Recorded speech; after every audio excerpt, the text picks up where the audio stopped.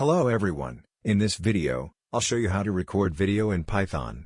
Let's start with a webcam on our computer, but it's also possible to connect multiple cameras to do this.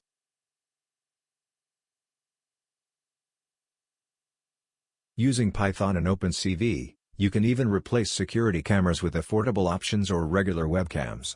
As I mentioned, you can connect multiple cameras for this purpose as well.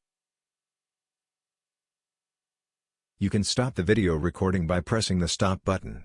The recorded video will be saved in the same folder where you have set up your Python project. As mentioned, you can also connect multiple cameras and use them in this way.